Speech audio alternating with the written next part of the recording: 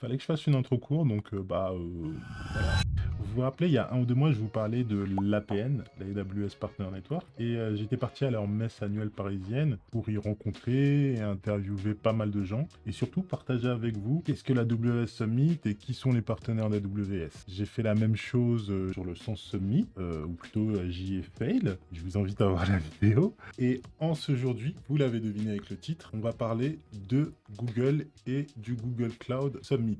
Alors, si vous connaissez pas Google, c'est chaud. C'est vraiment chaud. Google Cloud, c'est pas le cloud numéro 1, pas le cloud numéro 2, et c'est quand même un bête de numéro 3. Et ça, c'est côté business. Si on doit plutôt regarder côté technique, c'est bien sûr un des clouds à 300 services, mais c'est surtout des services qui font référence pour beaucoup de leurs consommateurs. Je peux vous prendre par exemple BigQuery ou Google Spanner, ou encore de nos jours, bien sûr, il y a Vertex AI. Si je devais synthétiser Google Cloud vraiment succinctement, je dirais que c'est le cloud de la data handling. Ouais, j'invente des expressions et en plus je le fais en anglais. Si je devais dire data handling, par data handling, j'entends que c'est un cloud avec une facilité dans la manipulation de haut volume de data. Bon, à part ça, vous connaissez la chanson. RERD direction Paname, arrêt à Gare de Lyon, petite marche à pied en direction de Bercy pour se dégourdir les jambes avant 5 heures de découverte. Et bah c'est parti.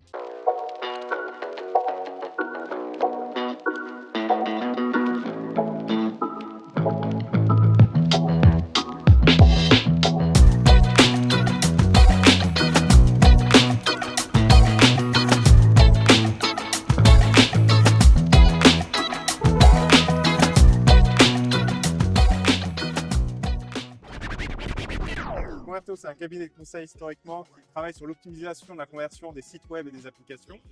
Donc de longue date, un collecte de la donnée comportementale sur les consommateurs. On a voulu étendre cette compréhension du consommateur sur l'ensemble des points de contact. Donc on a collecté de la donnée sur les CRM, sur la bande publicitaire et au-delà. On a construit nos premiers data lakes vers 2015-2016. Et puis plus on a fait de tech, plus on a fait de data, plus on a pris le virus. Donc aujourd'hui, on accompagne nos clients dans leur transformation data, technologie et IA sur les fonctions marketing et toutes les autres fonctions adjacentes, puisqu'en réalité, toutes les entreprises aujourd'hui connaissent une transformation globale. Qui on est? Zenica, on va déjà présenter l'entreprise. Donc, on est une société de services informatiques, de conseil et de formation, assez connue sur la place pour son expertise. Et je vais accompagner donc de Nicolas Bourron, mon collègue aujourd'hui. Pas que, on est plusieurs à traîner dans le salon, mais là, on est que deux là pour l'instant. Moi, je couvre plutôt la partie cloud, et notamment un peu le partenariat avec Google, parce que Zenica est partenaire côté Google Cloud. On intervient aussi sur la partie formation. Et du coup, l'idée, c'est de pouvoir accompagner effectivement nos clients sur tous ces sujets, avec notamment l'arrivée de l'IA en masse, comme on entend pendant toute la keynote de ce matin, entre autres. On est un éditeur d'un WMS qui s'appelle Reflex WMS, qui orchestre la logistique des grands groupes sur tous les terrains, en entrepôt, pour du retail, en usine et en magasin, en dark store, etc. D'accord. Bonjour, moi je m'appelle Ferdinand Boas, je suis Product Marketing Manager chez Sens. Donc je m'occupe de raconter l'histoire Sens à nos utilisateurs. Je m'appelle Guillaume, j'ai fondé la filiale française de Crayon il y a un peu plus de 13 ans. Et on est ravis d'être là au Google Summit aujourd'hui. On est une société donc, norvégienne au départ, globale depuis, on est une 50aine de pays. On est historiquement des spécialistes du software asset management. On est tout en haut à droite du cadran Magic Quadrant du Gartner sur ces sujets-là. Okay. On a commencé il y a une vingtaine d'années par ces sujets d'optimisation. Et en fait, c'est ce qu'on fait. On fait de l'optimisation autour du cloud. On est devenu aussi un acteur du monde du resale. On distribue beaucoup de cloud. Google, Microsoft, AWS, et beaucoup d'autres clouders français, notamment dans le cadre du marché nuage public, anciennement le marché C3, qui est le marché du Gap à destination du secteur public, dont on est titulaire. Google, c'est un partenaire majeur pour nous, puisque grâce à ces technologies, aujourd'hui, on peut montrer à nos clients le chemin de la transformation. C'est un accélérateur, c'est aussi un acteur qui nous challenge. Et de manière générale, c'est un acteur qui, au quotidien, a un certain nombre de clients en commun avec nous. Donc, on travaille sur une relation de proximité. Je suis là parce que Ardis Group et Reflex est partenaire Google Cloud. On est le premier WMS présent sur la marketplace de Google. Alors, déjà, nous sommes une joint venture qui est issue d'un partenariat entre Thales et Google Cloud. Donc, c'est une bonne raison de figurer ici. clairement. Et on est un partenaire privilégié de Google. On est les premiers à opérer une région en tant que tiers de Google Cloud. Sauf qu'on y apporte cette dose de souveraineté qu'on peut revendiquer parce que l'on va bientôt obtenir la qualification Secnum Cloud sur notre offre. Donc très concrètement, on utilise les machines de Google Cloud, on utilise leur software, on fait bien sûr toute l'inspection qui va bien pour être sûr qu'il n'y a rien dedans qui ne devrait pas apparaître. Mais par contre, on est une entreprise française de droit français. On opère de manière isolée physiquement et logiquement. C'est des équipes françaises, le support est français. Donc on est souverain. Qu'est-ce qu'on vient faire? On vient rencontrer des clients, on vient rencontrer des partenaires, on vient partager des bonnes pratiques, on vient aussi démystifier un certain nombre de sujets. On y va aussi avec un focus très important de nos petits camarades de Sens qui est j'aime bien l'expression de premier hyperscaler européen, opéré par une société française et sur les technologies de Google et qui reste aussi un énorme accélérateur pour les clients du secteur public, mais aussi du secteur privé dès qu'ils auront la qualification Secnum Cloud. IQ, on est un partenaire de Google et on fait de la sauvegarde pour Google pour couvrir l'ensemble des fonctionnalités de Google, de l'AVM au Kubernetes, en passant par BigQuery, Cloud SQL et même les requêtes. On sauvegarde tout ça. Alors actuellement, forcément, Agent Space, puisqu'on nourrit beaucoup de notre envie de transformer les entreprises grâce à l'agentique.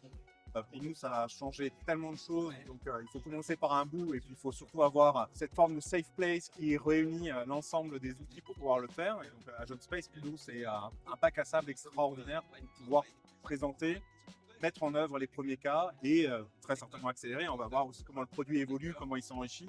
C'est aujourd'hui une brique qui paraît indispensable pour soutenir ce discours de transformation par l'agentique. Ouais, Cloud Run, Cloud Run, c'est quoi ça?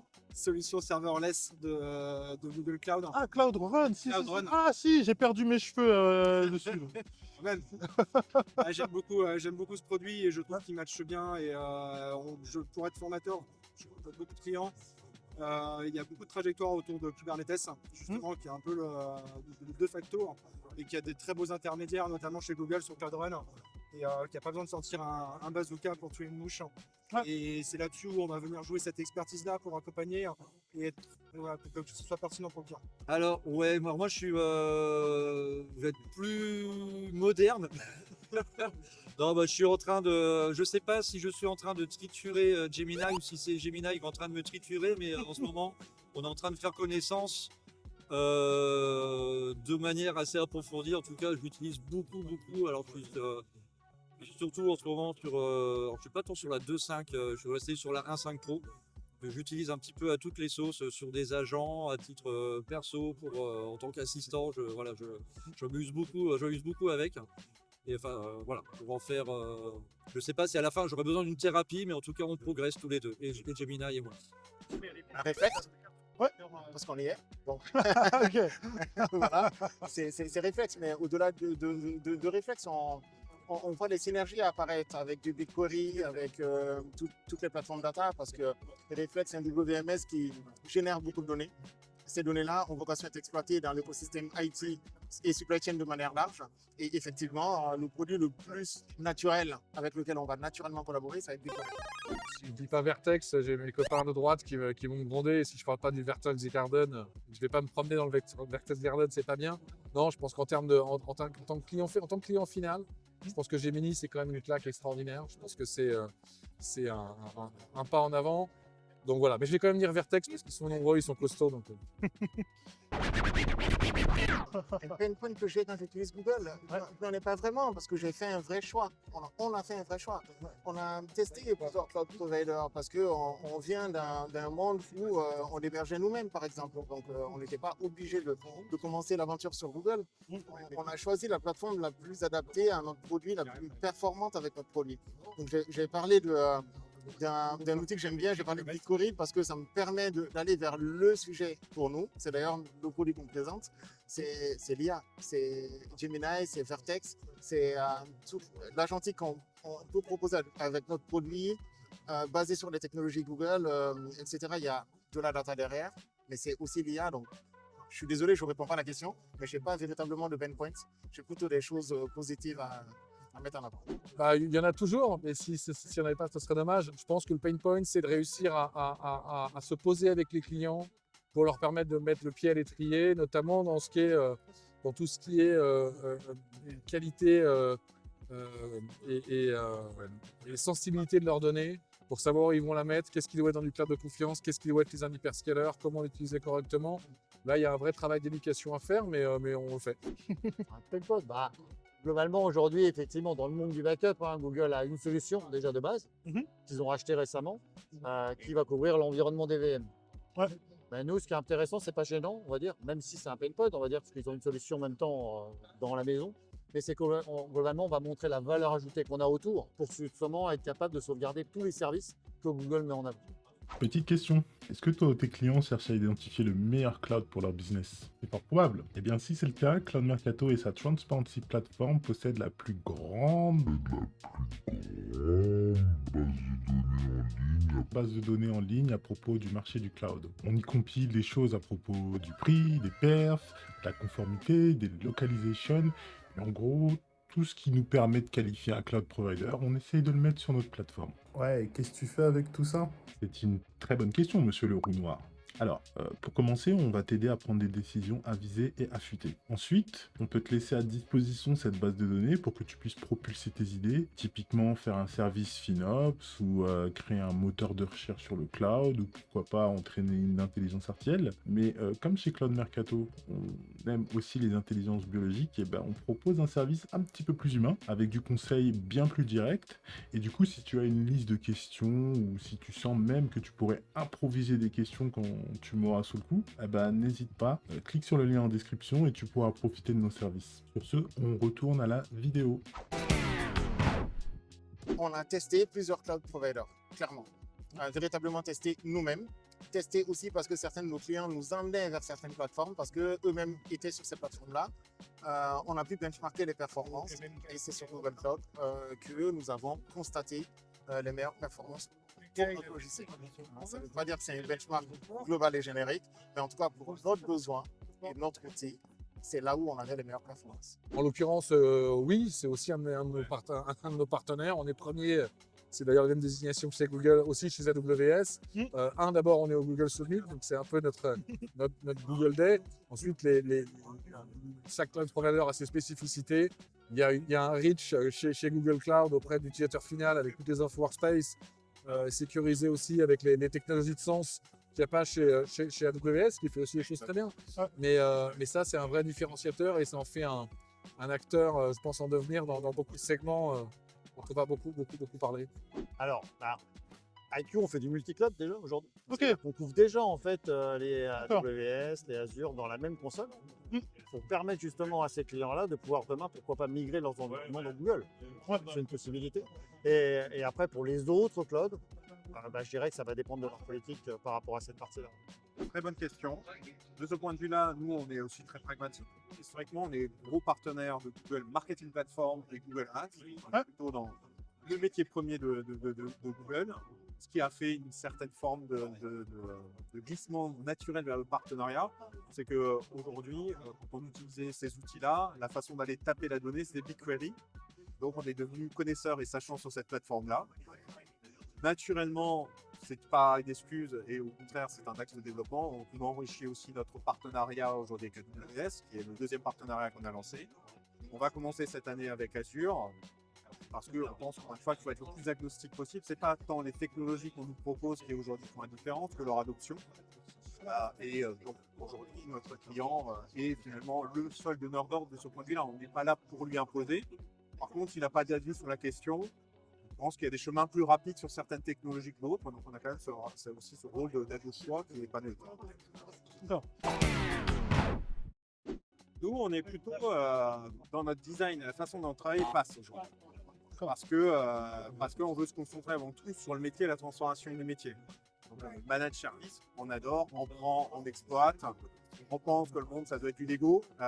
C'est bien les imprimantes 3D, mais s'il faut se réimprimer chaque pièce tous les jours, ça fait du business pour l'imprimante 3D, ça fait du business de plastique.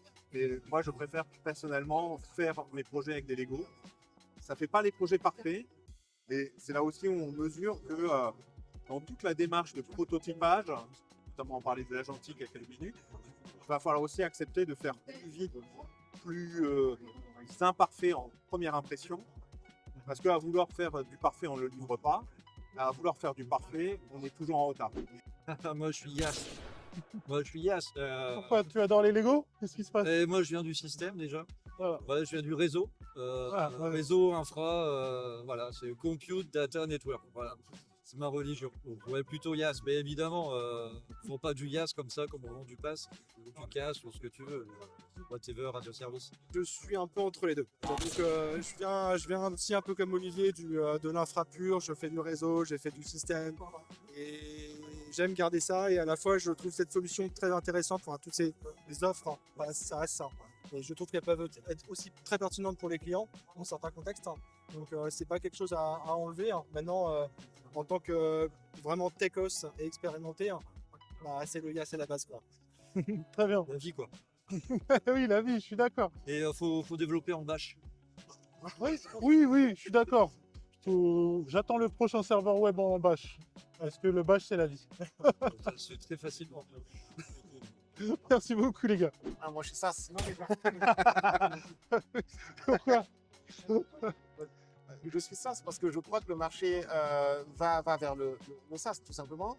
Je crois que les DSI doivent se focaliser sur ce qu'elles savent faire de mieux, de bien, et que de toute façon, les outils évoluent aussi dans ce sens-là, et que les DSI vont pouvoir se concentrer sur ce qu'elles font de mieux, à savoir avoir leur propre orchestrateur, leur middleware, en YAS, en PaaS, peu importe, pour aller faire communiquer les différents outils best of breed, donc les meilleurs pour leur domaine, les faire communiquer, les faire fonctionner, appliquer la sécurité au sens large dans la DSI, dans la supply chain, parce que nous on est dans la supply chain, et faire fonctionner tout ça. Je suis pas assez technique pour être YAS, donc je vais dire que je vais être PaaS, mais aussi je suis un gros flemmard et donc j'aime bien quand on manage les trucs pour moi. Comme ça, je peux m'intéresser au métier. Très bonne réponse. Très bonne réponse. Ok. Est-ce qu'on est YAS ou PaaS? En fait, moi je suis. J'ai pas de réponse à cette question-là.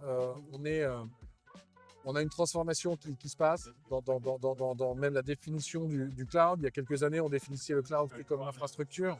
Aujourd'hui, on se rend compte que c'est quand même d'abord du software. Donc, je pense que le demain appartient au PaaS. Maintenant, on a des écosystèmes et des technologies qui changent très vite. Il y a 6 mois, on ne parlait pas d'IA agentique. Aujourd'hui, c'est une réalité chez plein de gens. Donc, je pense qu'il faut être très très humble sur les certitudes qu'on a, parce que la technologie dans 12 mois, c'est peut-être pas celle d'aujourd'hui. Mais en tout cas, être très attentif pour ne pas rater les trains. Mais on est les deux, hein, au départ. Après, moi, j'aime beaucoup le pass, parce qu'effectivement, c'est quand même quelque chose de simple et facile à faire fonctionner. Et ça va dans la simplicité, en une demi-heure, tout a mis en place. Et puis après, comme tu l'as vu, la création d'IQ, on est YAS aussi, parce que on est dans le monde on-premise et on sait protéger tous ces environnements-là. Très bien. Bah, merci beaucoup. Merci à toi. Alors, Google, dans le trio de tête, c'est le petit dernier. Mais c'est quand même celui qui a le moins profité de la early wave du cloud. Ouais, j'invente toujours des expressions en anglais. À l'époque nommé Google Cloud Platform, celui-ci n'arrive qu'en 2011, là où un AWS EC2 a pointé le bout de son nez en 2006. Et ça, pour moi, ça explique largement cette différence en termes de part de marché qu'on peut voir entre un AWS Azure et un Google. Mais tout ça n'est que de la thune, de l'oseille, du blé, du flouze. Et si on fait abstraction de ces considérations oséesques, ouais, j'invente des expressions en français aussi, si le nombre de dollars que produisent ces entreprises n'est pas un critère pertinent pour vous, eh bien Google est au même poids, au même statut que ses deux petits copains en réalité. Franchement, on a un cloud global avec des régions partout, un réseau privé ultra performant, que ce soit intra-région, inter-région, CDN ou en direction d'Internet. Et surtout, on a des services et des features à la pointe de la technologie que seul un hyperscaler peut offrir. Pas une question de « ils sont trop forts, ils ont plein de thunes ». Enfin si, un peu, beaucoup. Ils sont trop forts, ils ont plein de thunes. Mais je vais vous donner 2-3 services que nos interviewés ont cités et qui pour moi symbolisent bien le pouvoir que Google Cloud a. Alors en premier, il y a BigQuery, sorti en 2011, et moi, de sa sortie à aujourd'hui, il m'a bluffé. En gros, je stocke mes datasets dans Cloud Storage et je peux y accéder grâce à des requêtes SQL. Donc quand je dis dataset, c'est un gros JSON, un JSON-L ou mes dumps SQL, et je suis capable de lancer une requête donc sur un dump SQL par exemple. C'est versatile. Et bien sûr, il y a Vertex AI, la plateforme IA de Google. Vertex, ça fait le café. Que dis-je, c'est le cafetier en lui-même. Même c'est tout le coffee shop de la générative AI. On peut tout faire dedans. On prend les modèles Gemini, open source, on peut les entraîner, on peut les tester, on peut les fine-tuner. Dedans, on a des registries. Il y a tout. Mais on fera une vidéo dédiée sur les plateformes d'IA parce que ça aussi, c'est un délire. Oula, j'ai cours de Rav Maga dans pas longtemps. Donc sur ce, je vous laisse. J'espère que vous avez apprécié la vidéo. Si c'est le cas, n'hésitez pas à liker, partager et abonnez-vous pour ne pas rater la prochaine.